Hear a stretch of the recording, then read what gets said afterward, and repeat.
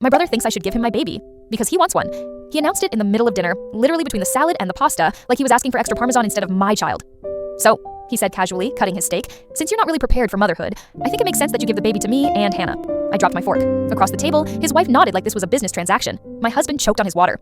What did you just say? My brother sighed, annoyed we were the ones making it awkward. You don't even like babies that much, he said, but I've always wanted one. That's not how biology or ethics works, I snapped. He shrugged. Come on, you know I'd be the better parent. I stared at him. He once lost his dog for 3 days and found it asleep inside his own laundry basket. Hannah jumped in. We've been manifesting a baby for months, and then she just gets pregnant without even trying. I blinked. Manifesting isn't the same as gestating. My brother leaned forward like he was negotiating a trade.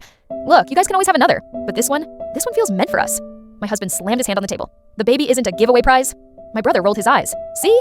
This is exactly what I mean. You're both too emotional. Parenting requires stability. You had to call mom last week because your oven scared you, I said.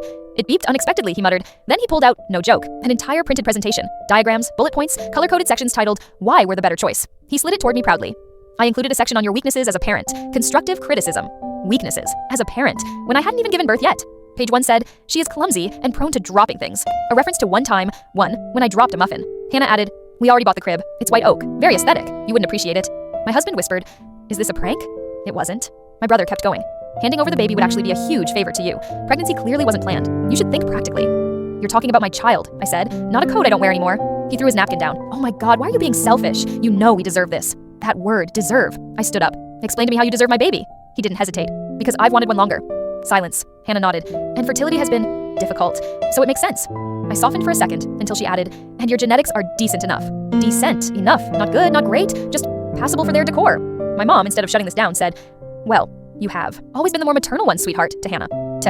I said, Mom, are you seriously supporting this? Mom shrugged helplessly. Well, maybe they're just more prepared. They have a Pinterest board. A Pinterest board. I was surrounded by lunatics. Finally, my husband said, let's go, and helped me up. But my brother wasn't done humiliating himself. He ran around the table to block me. Wait, we can co-parent. You provide the baby, we raise it, you visit sometimes, like a godmother but with DNA.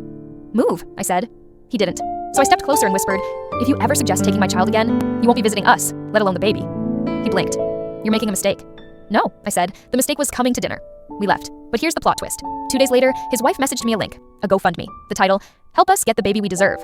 And under the description, my sister is being difficult about handing over her newborn, so we're raising money for legal action and nursery upgrades. Legal action.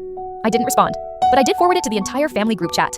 My aunt commented, is this satire? Please say it's satire. My grandmother added, if you try to steal a baby, I will haunt you while I'm still alive. My brother called me screaming. How could you embarrass us like that? I said, you embarrassed yourselves. I just provided lighting.